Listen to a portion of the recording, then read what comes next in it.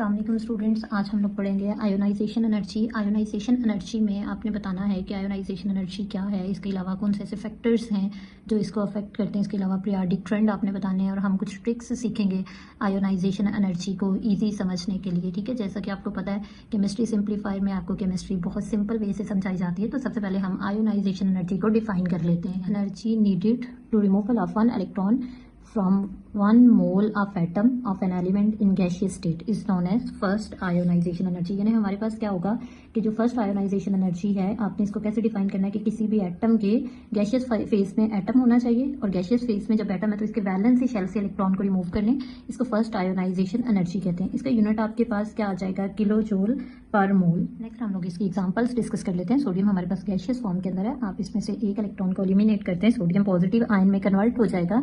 जो ionisation energy यहाँ पे फर्स्ट आ जाएगी सोडियम की, वो 494 किलो जूल पर मोल हो जाएगा। इसी तरह से अगर हम लोग क्या करते हैं, कैल्शियम को गैसियस फॉर्म में लेते हैं तो हमारे पास क्या होगा कि कैल्शियम से एक इलेक्ट्रॉन बाहर निकलेगा और ये कैल्शियम पॉजिटिव आयन में कन्वर्ट हो जाएगा, यानी केटायन बन जाएगा। इसकी जो फर्स्ट आयोनाइजेशन एनर्जी होगी 590 किलो जूल पर मोल एनर्जी आ जाएगी। अब यहाँ पे सोडियम की आयोनाइजेशन एनर्जी जो है वो लो है, तो इसका मतलब क्या होता है कि low ionization energy easy to removal of electron.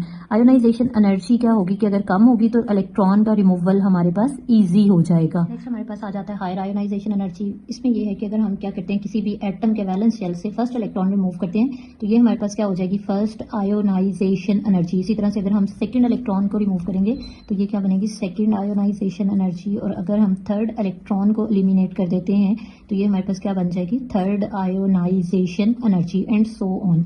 इसी तरह से ये चलता रहेगा। उसके बाद हम लोग इसका ऑर्डर देखते हैं आयोनाइजेशन एनर्जी का। जो फर्स्ट आयोनाइजेशन एनर्जी होती है ये हमारे पास सबसे लेस होगी as compared to second ionization energy. Second ionization energy low होती है as compared to third ionization energy. इसकी रीजन क्या है कि हमारे पास इसकी क्या रीजन आ जाती है कि जो फर्स्ट आयोनाइजेशन एनर्जी है वो कम है एज कम्पेयर टू सेकंड और थर्ड आयोनाइजेशन एनर्जी। इसकी रीजन हमारे पास ये है कि जो फर्स्ट इलेक्ट्रॉन रिमूव होता है, जब फर्स्ट इलेक्ट्रॉन रिमूव हो जाएगा, फर्स्ट इलेक्ट्रॉन रिमूव होगा तो हमारे पास क्या होगा कि होल्ड ऑफ न्यूक्लियस ज्यादा हो जाएगा एटम पे। जब होल्ड ऑफ न्यूक्लियस ज्यादा होगा एटम पे, यानी रिमेनिंग इलेक्ट्रॉन्स पे रिमूवल ऑफ सेकंड और थर्ड इलेक्ट्रॉन जो है वो हमारे पास डिफिकल्ट हो जाएगा। नेक्स्ट इसकी एग्जांपल हम डिस्कस कर लेते हैं। इसकी एग्जांपल में हमारे पास क्या आएगा कि ये कैल्शियम होगा। कैल्शियम से जब हम लोगों ने फर्स्ट इलेक्ट्रॉन एलिमिनेट करेंगे तो जो हमारे पास एनर्जी यहाँ पे आ रही है वो 590 किलो जूल पर मोल है। ऑलरेडी भी इसकी एग्जाम्पल बता चुकी हूँ। अब आपने क्या करना है कि कैल्शियम आयन से जो केटायन बना है इसमें से जब सेकंड इलेक्ट्रॉन एलिमिनेट करेंगे तो ये हमारे पास क्या हो जाएगा कि जो एनर्जी है वो 1150 किलो जूल पर मोल हमारे पास एनर्जी जो है वो अब्जॉर्ब होगी। हमारे पास नेक्स्ट आ जाता है फैक्टर अफेक्टिंग आयोनाइजेशन एनर्जी। सबसे पहला फैक्टर हमारे पास आएगा न्यूक्लियर चार्ज। न्यूक्लियर चार्ज किस तरह से अफेक्ट करता है, हमने ये बताना है कि अगर न्यूक्लियर चार्ज इंक्रीज होगा तो आयोनाइजेशन एनर्जी भी इंक्रीज होती है। ठीक हो गया। अब न्यूक्लियर चार्ज का क्या मतलब होता है, बेसिकली न्यूक्लियर चार्ज जो है ये क्या होती है, फोर्स ऑफ अट्रैक्शन है। किस किस के दरमियान में फोर्स ऑफ अट्रैक्शन होगा, force of attraction between nucleus and valence shell.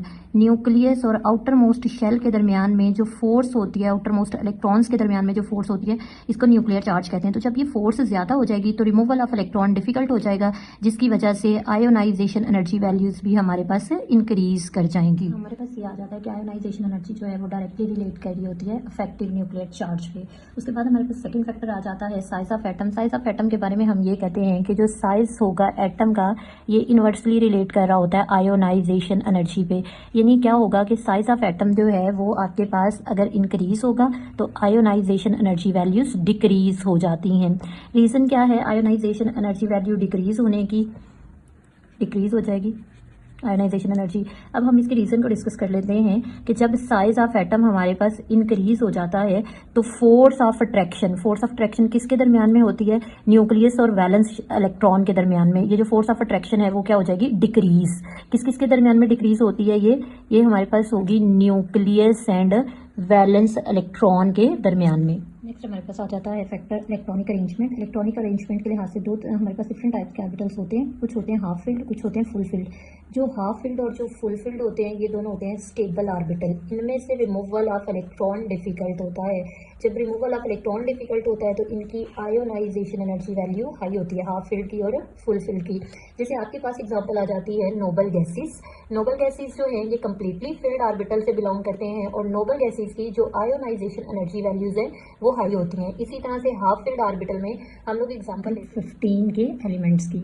उसके बाद हम लोगों ने डिस्कस करना है पार्शियली फिल्ड। पार्शियली फिल्ड के ऑर्बिटल्स क्या होते हैं कि जो हाफ से कम या फिर हाफ से ज़्यादा हों। तो जो पार्शियली फिल्ड ऑर्बिटल्स होते हैं वो हमारे पास लेस स्टेबल होते हैं।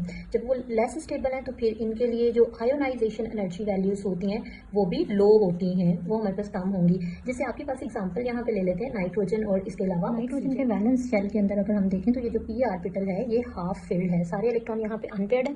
नाइट्रोजन जो है वो थोड़ा सा स्टेबिलिटी शो करता है, इसमें से इलेक्ट्रॉन रिमूव करना थोड़ा सा डिफिकल्ट हो जाता है। अगर आप नाइट्रोजन में से एक इलेक्ट्रॉन रिमूव करेंगे तो इसकी आयोनाइजेशन एनर्जी 1403 किलोजूल पर मोल हो जाएगी। लेकिन अगर हम ऑक्सीजन देखते हैं तो ऑक्सीजन का जो वैलेंस ऑर्बिटल आपको नजर आ रहा है यानी पी ऑर्बिटल आपको नजर आ रहा है, इसके अंदर 2px में पेयर ऑफ इलेक्ट्रॉन है। तो जब ये पेयर ऑफ इलेक्ट्रॉन्स होते हैं तो इलेक्ट्रॉन को रिपेल कर रहा होता है। तो अब ये एक जो है वो पेयर है, तो इसकी वजह से क्या होगा कि यहाँ पे रिपल्शन है, ये इलेक्ट्रॉन इजीली एलिमिनेट हो जाएगा और इसकी जो आयोनाइजेशन एनर्जी फर्स्ट वैल्यू होगी वो 1365 किलोजूल पर मोल आ जाएगी। इसी वजह से नाइट्रोजन ज्यादा स्टेबिलिटी शो करता है हाफ फील्ड होने की वजह से, और जो हमारे पास ऑक्सीजन है वो लेस स्टेबल होता है। नेक्स्ट फैक्टर हमारे पास आ जाएगा शील्डिंग इफेक्ट। शील्डिंग इफेक्ट का हमारे पास क्या होगा, इनवर्स रिलेशनशिप है किसके साथ, आयोनाइजेशन एनर्जी के साथ। हमने ये बताना है कि अगर शील्डिंग इफेक्ट इंक्रीज होगा तो आयोनाइजेशन एनर्जी वैल्यूज जो है वो हमारे पास डिक्रीज हो जाती है। इफेक्ट बेसिकली होता क्या है कि lesser force of attraction between outermost electron and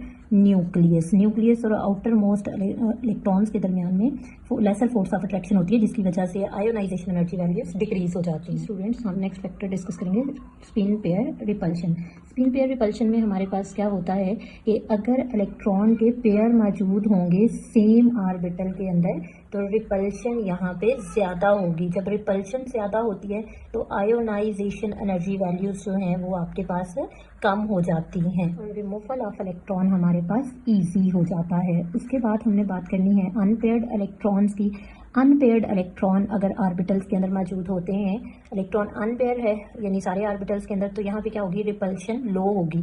जब रिपल्शन लो होती है तो आयोनाइजेशन एनर्जी वैल्यूज यहाँ पे आयोनाइजेशन एनर्जी हाई हो जाएगी और रिमूवल ऑफ इलेक्ट्रॉन हमारे पास डिफिकल्ट हो जाएगा। जैसे यहाँ पे रिमूवल ऑफ इलेक्ट्रॉन पहले इजी था और अब हमारे पास क्या हो गया, रिमूवल ऑफ इलेक्ट्रॉन डिफिकल्ट हो गया। इसलिए हम लोग दो एग्जांपल्स डिस्कस कर लेते हैं। फॉर एग्जांपल हमारे पास क्रोमियम आ जाता है।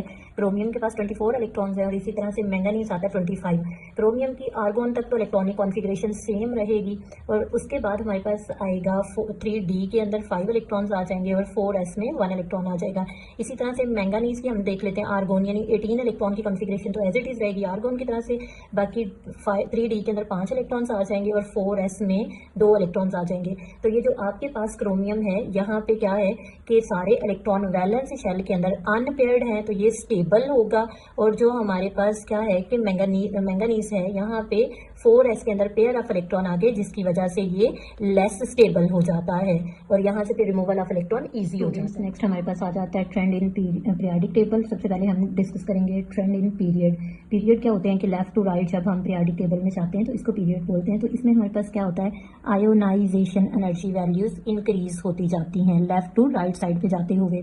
अब ये आयोनाइजेशन एनर्जी वैल्यूज क्यों इंक्रीज होती हैं, रीजन क्या है, क्योंकि जो हमारे पास अफेक्टिव न्यूक्लियर चार्ज होता है वो भी इंक्रीज होता है और इसके अलावा शेल नंबर जो होंगे वो कांस्टेंट रहते हैं। जब शेल नंबर कांस्टेंट रहते हैं तो रिमूवल ऑफ इलेक्ट्रॉन हमारे पास क्या हो जाता है, डिफिकल्ट हो जाता है। एग्जांपल आ जाती है कि ग्रुप 18 यानी नोबल गैसेस जो है इनकी हमारे पास क्या होगी, हाईएस्ट आयोनाइजेशन एनर्जी है, ठीक हो गया। और ग्रुप 1 के एलिमेंट यानी अल्कली मेटल की क्या होगी, लोएस्ट आयोनाइजेशन एनर्जी होगी। इसकी रीजन क्या है कि जो अल्कली मेटल्स हैं ये लेफ्ट साइड पे मौजूद हैं, एक्सट्रीम लेफ्ट साइड पे हैं, और जो हमारे पास नोबल गैसेस हैं ये एक्सट्रीम राइट साइड पे हैं। तो ये जाते जाते इनकी आयोनाइजेशन एनर्जी जो है लेफ्ट से राइट साइड पे इंक्रीज हो जाती है। उसके बाद हमारे पास आ जाता है ट्रेंड इन ग्रुप। ट्रेंड इन ग्रुप को हम लोग डिस्कस कर लेते हैं। टॉप टू बॉटम ग्रुप होते हैं, ठीक है, टॉप टू बॉटम ग्रुप। अब ग्रुप में आयोनाइजेशन एनर्जी का क्या ट्रेंड है कि जो आयोनाइजेशन एनर्जी वैल्यूज हैं टॉप टू बॉटम ग्रुप में हमारे पास डिक्रीज होती जाती हैं। अब ये क्यों डिक्रीज होती हैं? क्योंकि यहाँ पे हमारे पास शील्डिंग इफेक्ट जो आएगा, शील्डिंग इफेक्ट यहाँ पे इंक्रीज होगा और इसके अलावा जो साइज ऑफ एटम होता है वो भी क्या होगा? इंक्रीज। साइज ऑफ एटम भी इंक्रीज हो रहा है, शील्डिंग इफेक्ट भी इंक्रीज हो रहा है, तो इसका मतलब क्या है कि शेल नंबर भी इंक्रीज होते जाएंगे। जब शेल नंबर इंक्रीज हो हमारे पास रिमूवल ऑफ इलेक्ट्रॉन क्या हो जाएगा? इजी हो जाएगा, आयोनाइजेशन एनर्जी वैल्यू डिक्रीज हो जाएगी। एग्जांपल आपके पास आ जाती है, जैसे हमारे पास लिथियम होता है, ग्रुप 1 की बात कर लेते हैं। लिथियम की जो आयोनाइजेशन एनर्जी वैल्यूज होती हैं वो हाई होती हैं as compared to sodium. Sodium की आयोनाइजेशन एनर्जी ज्यादा होगी as compared to potassium. Potassium की आयोनाइजेशन एनर्जी वैल्यू ज्यादा होगी as compared to caesium. Periodic table के अंदर सीजियम वो वाहिद एलिमेंट है जिसकी सबसे लो आयोनाइजेशन एनर्जी है, और यहाँ पे हमारे पास हीलियम आ जाती है जिसकी फर्स्ट आयोनाइजेशन एनर्जी वैल्यूज सबसे हाई होती हैं। उसके बाद हमारे पास एबनॉर्मेलिटी की बात कर लेते हैं। पीरियोडिक टेबल के अंदर थोड़ा सा एबनॉर्मल ट्रेंड आ जाता है जब हम पीरियड में मूव करते हैं दो ग्रुप्स का। तो जो हमारे पास ग्रुप 3 के एलिमेंट्स होंगे और इसके अलावा ग्रुप 16 के एलिमेंट्स होंगे, ये थोड़ा सा एबनॉर्मल ट्रेंड शो करते हैं। क्यों एबनॉर्मल ट्रेंड शो करते हैं? एक तो अफेक्ट इसकी इलेक्ट्रॉनिक कॉन्फ़िगरेशन की वजह होगी, और दूसरा आपके पास क्या आ जाएगा? नेचर ऑफ ऑर्बिटल्स होते हैं कि इलेक्ट्रॉन किस ऑर्बिटल के अंदर मौजूद हैं, और इसके अलावा इसकी इलेक्ट्रॉनिक कॉन्फ़िगरेशन आ जाएगी। ये स्टूडेंट्स हमारा आयोनाइजेशन एनर्जी का टॉपिक था। आई होप कि आपको अच्छे से समझ आया होगा।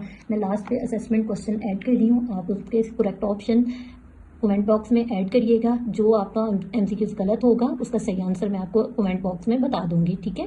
Thank you.